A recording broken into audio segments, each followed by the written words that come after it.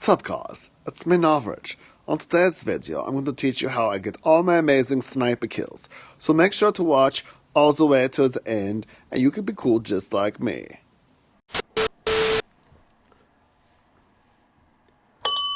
And that is time. Now you're stuck watching my dumb show.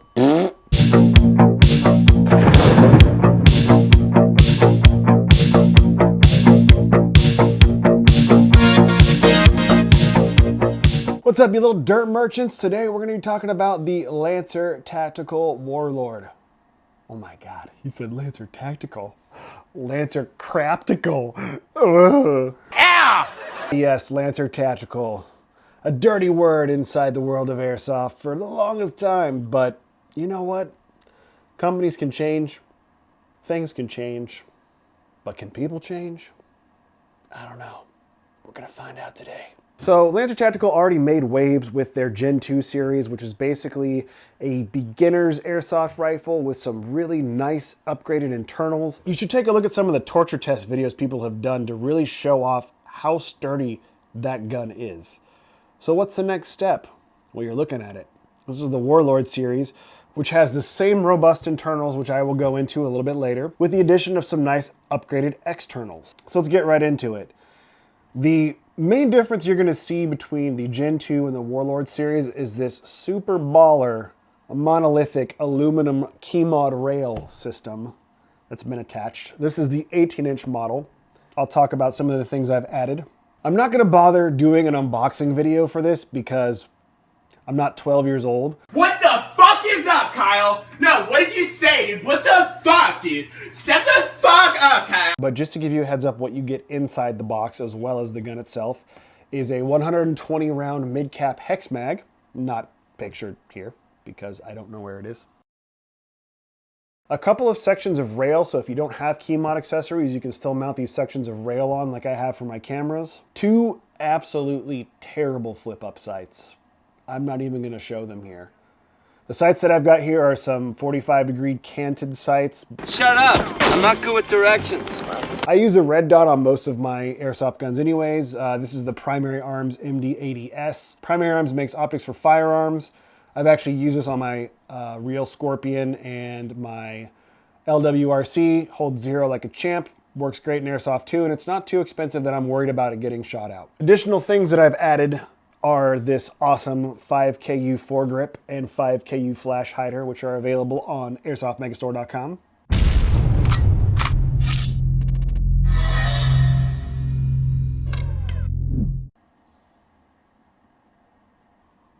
The polymer on this is actually a really nice high quality polymer. It's not flimsy at all, doesn't feel cheap.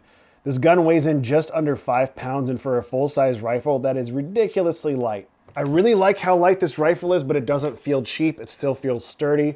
I've banged it up on a couple things already, and it's pretty much been holding up like a champ. You'll notice this gun has ambidextrous fire controls, as well as an ambidextrous bolt release and ambidextrous mag release. I really like the texture on the bolt and the mag release. It's kind of a nice little indicator, so when you're wearing gloves, it's really quick to find those. The one thing I will say to be careful of, though, is that the mag release is a little touchy, in that if you keep your rifle up against your chest, you might accidentally bump it and drop your mag out. I actually did that at the last game I was at, and I lost that mag forever. Forever.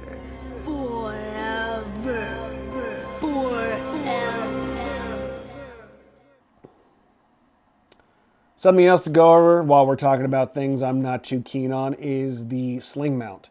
It does come with a Sling Mount as well as QD points. I would suggest using the QD points, as the Sling Mount is pretty weak.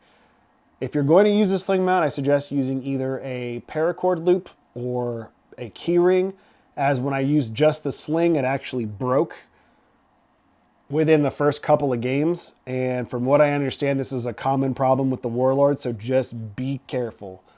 Looking at the stock, we have something really unique here. It's an ARX 160 kind of style stock, something you don't see really ever.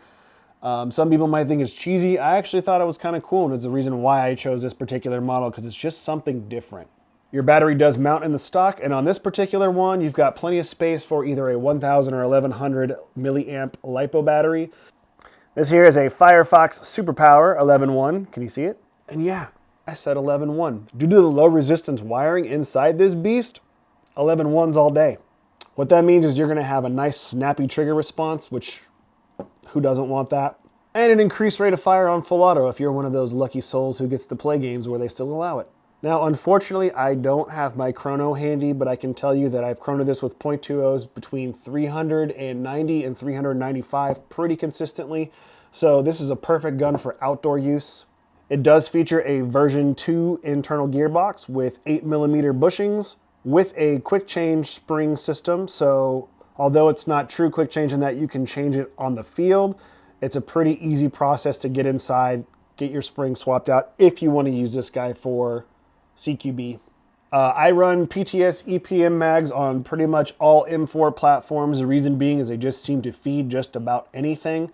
The downside is obviously they're a little bit pricey, but I'd rather pay for a set of mags that's pretty much universal in all of my M4 guns versus having to play that game of, does this work? Accessing your hop-up is super easy. You pull back your charging handle and you have a rotary style hop-up. It's just a lot easier to adjust on the fly and make more precise adjustments. Once you're done, just hit your bolt release and you're ready to rock. This gun features a 6.03mm tight bore inner barrel out of the box, which you just don't see for guns in this price range. So that's a pretty cool added bonus. I have a little bit of gameplay footage that I'll throw at you guys just to kind of give you an idea of the range of this thing, but hitting out to 150 plus feet out of the box is no problem for the Warlord.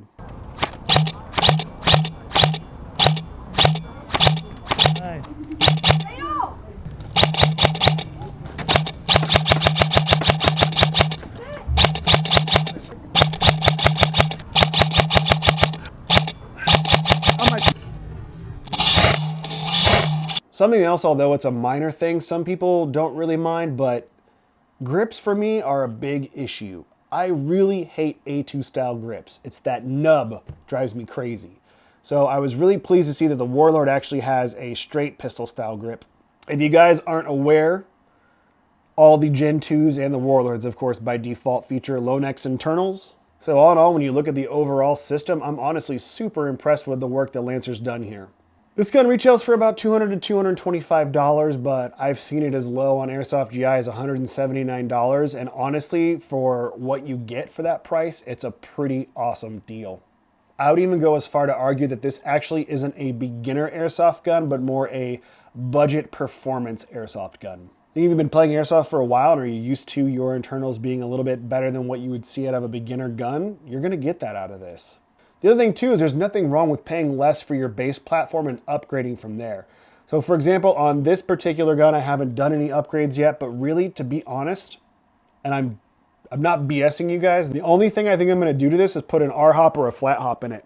I've been using this with .32s out on the field. They're pretty much sailing straight, but I think anyone who's ever done an R-hop to a gun before and seen the difference between before and after is going to want to do that on everything they own.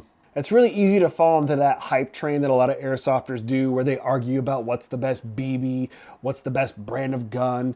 But at the end of the day, I guarantee you some of your favorite airsoft manufacturers have released turds in their lifetime. So all I'm saying is don't put this down because of the name. Now I know what you're going to say. But Laser Viper, Lancer Tactical's garbage. Have you tried this? Have you? If you haven't, hey, little mama, let me whisper in your ear. Tell you something that you might like to hear. You got a sexy ass body and your ass looks soft. All in all, is this gun worth the price of admission? Oh, absolutely. This is a gun I actually don't mind taking out on the field, and I have the last several times. I will be attending the Tactical Challenge in March at the train yard, and we're going to be looking at doing an 8-inch barreled version of this guy. Things we've learned from the past tactical challenges, you can get in some real tight spaces. Being able to maneuver is super important in those situations, and it's not always possible with a full-size. All things considered, and look, like I told you guys, I'm always going to be honest in all my reviews. There are a couple things about this gun that aren't the best. Minor gripes aside though, Lancer's got a really solid platform on their hands with the Gen 2, and I can't wait to see what they come up with next. That is going to wrap it up for this episode of Rad Plastic. I have been Laser Viper, and I'm going to leave you with 4 simple rules for life. Rule number 1, don't be a brand snob. Say it with me, I will not be a brand snob. Now look guys, there's nothing wrong with having a preference with brands, but when you act like that brand is better than anything ever, you're wrong. Pretty much every airsoft brand has had hits and misses. So when I'm telling you guys this is worth a look, believe that. I ain't feed you no lines. I think one of the cool things about airsoft and one of the cool things about what I do in airsoft is that I get to sample a little bit of everything. I don't want to play with just one brand, and I don't know a lot of people who do. Was that fun? I said, if he's going to draw me first again, I was going to shoot him in the stool. Number 3, as always, call your hits.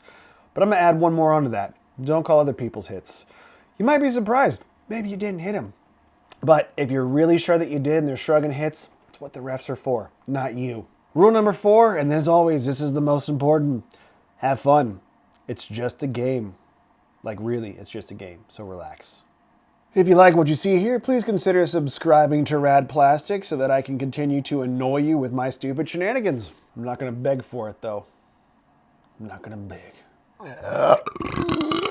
Morty. This is Rad Plastic. I have been Laser Viper, and I am now out.